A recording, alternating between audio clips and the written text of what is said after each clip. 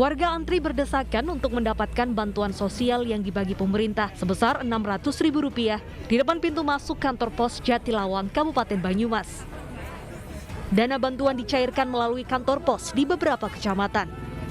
Kerumunan antrian terjadi dikarenakan jadwal pengambilan dana bantuan yang tidak tepat waktu.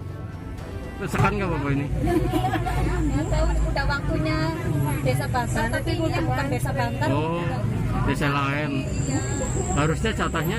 Desa Bantar, kan ada jam-jamnya, Abisara sampai jam setengah 8 sampai jam 9. Kalau Bantar jam 9 sampai jam 10. Ternyata ini berebut. Iya, ini bukan orang Bantar, tapi belas desa.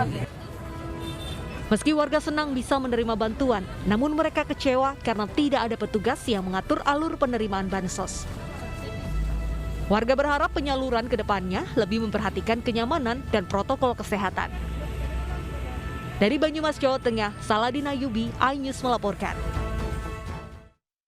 Ya, pemirsa, hari ini pemberlakuan uji coba kedatangan pelaku perjalanan luar negeri atau PPLN ke Bali tanpa karantina. Ya, pemirsa, per hari ini menjadi babak baru bagi sektor pariwisata Bali. 2 tahun terpuruk dampak pandemi COVID-19, pemerintah pusat secara bertahap kembali membuka Bali untuk wisatawan asing. Pemerintah pusat kembali mengeluarkan kebijakan baru bagi pelaku perjalanan luar negeri yang masuk Bali melalui jalur udara dan laut dengan uji coba penerapan bebas karantina, serta pemberlakuan kembali layanan Visa on Arrival atau VOA. Pengelola Bandara Internasional I Gusti Ngurah Rai Badung Bali telah menyiapkan sejumlah sarana seperti penyiapan 4 jalur dengan keberadaan 8 petugas atau counter untuk mempercepat penumpang memperoleh layanan pengurusan administrasi VOA.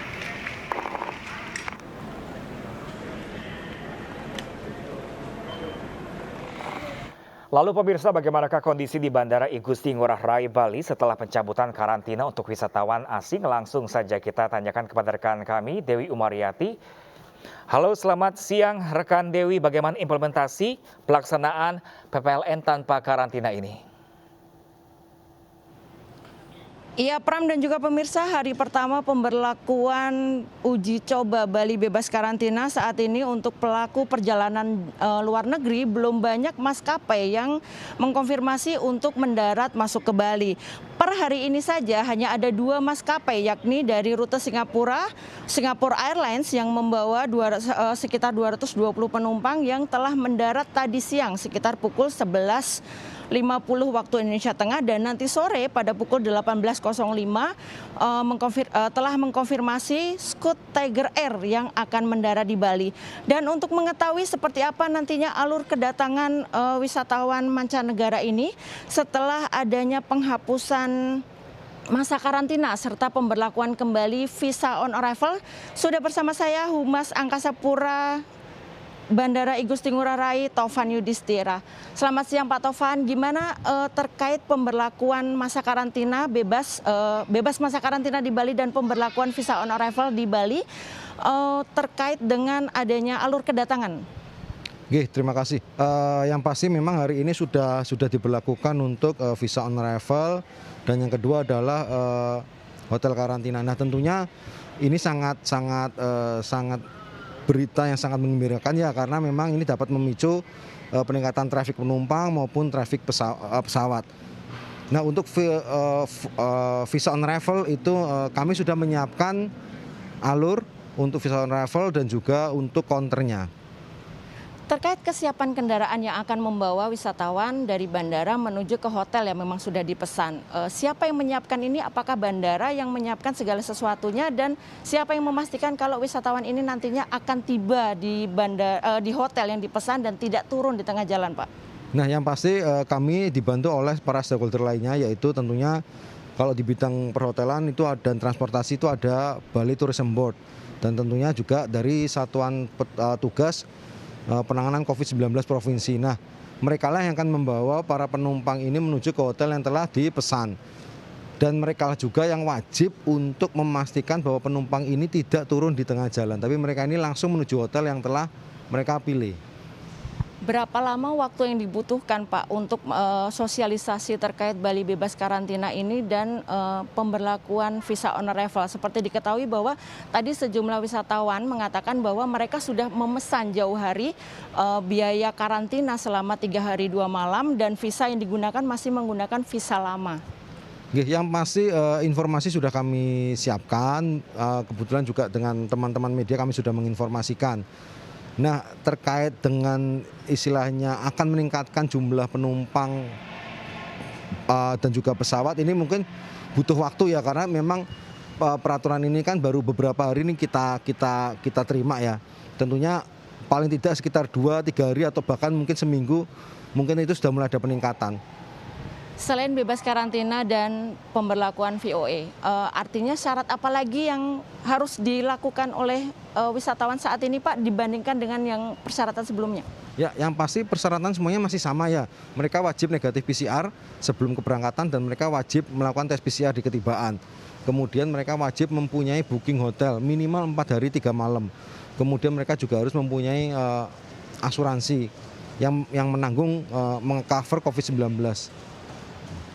Terkait adanya hari ketiga wajib PCR, apakah itu hanya untuk yang negatif saja atau yang sudah dinyatakan positif ketika keluar dari bandara dan persyaratan itu disampaikan melalui aplikasi, Pak? Yang pasti keputusan yang kami dapatkan adalah yang ketika mereka sudah negatif, mereka boleh melakukan perjalanan wisata. Nah, untuk yang positif tentunya mereka ada tes kedua. Ketika mereka misalnya positif, mereka harus isolasi dan beberapa hari kemudian mereka melakukan tes kedua. Selama masih positif ya tentunya mereka akan isolasi, tapi ketika sudah negatif mereka boleh melakukan perjalanan. Terima kasih Pak Taufan atas informasinya. Nanti semoga ke depan trafiknya semakin meningkat ya Pak ya. Ya Pram dan juga pemirsa, memang sejak 3 Februari penerbangan internasional kembali diaktifkan. Saat ini sudah kedatangan sekitar 3.000 wisatawan dan harapannya hal ini tentu menjadi angin segar untuk pelaku pariwisata sehingga perekonomian warga kembali pulih. Pram, kembali ke studio. Dewi Umaryati melaporkan langsung dari Badung, Bali. Terima kasih dan selamat bertugas kembali, Dewi. Pemirsa, sepanjang 1,6 km trek sirkuit Mandalika yang akan digunakan untuk MotoGP 2022 mulai diaspal kembali. Pengaspalan ulang ditargetkan rampung sebelum 10 Maret mendatang.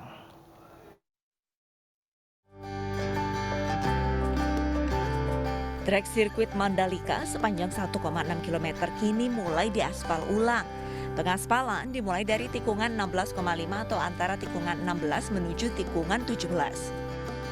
Pengaspalan ini dilakukan setelah adanya saran dari Dorna dan keluhan dari para pebalap terkait trek sirkuit yang kotor dan banyak yang mengelupa saat pramusim MotoGP Februari lalu. Lintasan sirkuit sendiri akan dilapisi aspal berteknologi Stone Mastic Asphalt dengan kedalaman lintasan 4 cm. Ditargetkan pengaspalan ulang tuntas sebelum tanggal 10 Maret. Setelah pengaspalan rampung akan dilakukan pembersihan lintasan, kemudian grip atas diuji secara makro. Atas yang di atasnya nggak baik, kalau yang sekarang kan kita permukaan yang tidak baiknya kita kupas, di bawahnya kita ketemu lapisan yang kuat, kita kasih lapisan bondingnya, atas kali ini kita kasih lapisan aspal dengan batu-batu yang udah dicuci, udah dibersihkan sehingga kerikilnya sangat sedikit, butir-butiran debunya sangat sedikit sehingga diharapkan nempelnya jauh lebih. Pengaspalan berkoordinasi dengan pihak Dorna. Hal ini untuk memastikan pengaspalan sesuai dengan spesifikasi dengan harapan sirkuit dapat langsung terakreditasi saat Dorna datang ke sirkuit Mandalika. Dari Lombok Tengah, Nusa Tenggara Barat, Emma Widiawati, iNews melaporkan. Ya, pemirsa, 9 warga negara Indonesia asal Binjai, Sumatera Utara masih terjebak di Ukraina. Selengkapnya sesaat lagi pemirsa, tetaplah bersama kami.